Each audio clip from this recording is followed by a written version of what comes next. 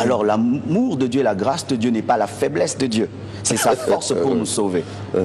Dieu nous prêche son amour en nous aimant malgré nos iniquités, non pas pour nous encourager, mais pour nous changer. C'est pourquoi la Bible nous dit que la grâce nous enseigne à renoncer au mal, pas nous encourage à pécher. Car si tu pêches parce que Dieu pardonne, eh ben, le sang de Jésus-Christ n'est pas une douche. Au dernier jour, tu seras jugé. Ben, je veux donner un exemple. Il y avait un homme qui voulait sauver les fourmis. Dans son amour, il voulait les sauver. Mais chaque fois qu'il intervenait avec ses mains étaient tellement puissantes qu'il finissait par les tuer. Et les fourmis ont crié « Arrête de nous aider, tu nous tues ». Mais il a vu que les fourmis tombaient dans un trou. Il a dit « Ça va, je veux devenir une fourmi, mais j'aurai l'intelligence d'un homme ». Et il est venu au milieu d'eux comme une fourmi, mais avec la puissance d'un homme, avec l'intelligence d'un homme. Et là, il pouvait comprendre son langage. Et il leur a dit « Venez ». Je vais placer un bois au-dessus du trou et vous allez passer. Et c'est comme ça qu'il les a sauvés. C'est ce que Dieu a fait. Il a envoyé la loi avec Moïse.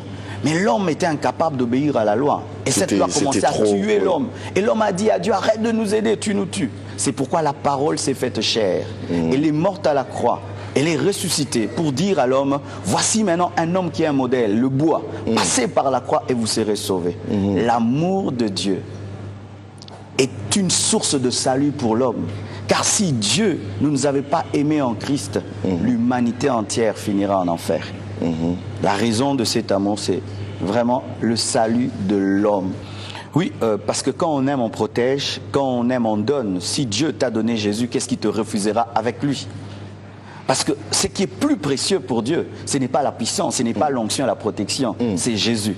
Alors si je peux te donner mon fils, est-ce que je peux te refuser les habits de mon fils? Si je peux te donner mon fils, est-ce que je peux te refuser les maisons de mon fils? Si Dieu t'a donné Jésus, est-ce qu'il va te refuser le mariage, le voyage, la puissance, l'onction? Car d'ailleurs, il nous a donné Jésus alors qu'on était des païens. À combien plus forte raison maintenant que nous sommes sauvés? Et si la mort de Christ nous a sauvés, alors sa vie. Car le point 0 nous a sauvés, alors le point 100. Car celui qui nous a sauvés est mort, mais maintenant il est ressuscité.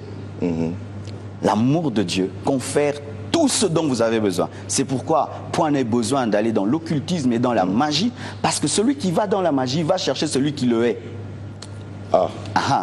Et Satan, c'est un jaloux. Pendant qu'il te bénit, il est jaloux de toi. On n'a jamais compris ça non plus. J'aimerais dire un truc. Satan, quand il donne à ses enfants, il est jaloux d'eux. C'est pourquoi il te dit, tu auras l'argent, mais tu auras une plaie au pied gauche. Tu auras l'argent, mais tu vas marcher à reculant. Tu auras l'argent, mais tu ne dormiras jamais. Parce qu'il est jaloux de ce que tu es, parce que lui-même n'est pas heureux. Il ne peut pas te donner l'argent seulement et que tu jouisses de ça. C'est pourquoi la Bible dit que c'est la bénédiction de l'Éternel qui enrichit, car elle ne se fait suivre d'aucun chagrin. Pourquoi? Celui qui nous bénit n'est pas jaloux de nous, mais Satan est jaloux de tous ses enfants, parce que lui, il est malheureux, il sait qu'il finira en enfer. Mais Dieu est déjà béni et il peut te bénir. Il est tellement Satan, c'est un maudit qui fait semblant de bénir. Si vraiment le chrétien d'aujourd'hui a compris la parole de Dieu, donc c'est plus important d'aller, c'est important d'aller à l'église, mais ce n'est plus important d'aller à l'église pour demander certaines choses à Dieu, genre le mariage, les enfants, la promotion, la protection. Non, ce n'est pas mal de demander à Dieu, mais il faut demander en ordre de priorité. La Bible dit, recherchez d'abord le royaume de Dieu et sa justice, et le reste sera donné par-dessus. C'est comme si je viens dans un magasin et il est dit que si tu achètes un coca, on te donne un jus. Et puis je dis jus. Non, achète le coca. Commence par le coca. Non, jus, achète le coca. Non, moi je veux du jus. Non, mais d'abord le coca. Et d'abord Jésus, d'abord le royaume de Dieu et les voyages et tout le reste après. Mais ça fait plaisir aussi.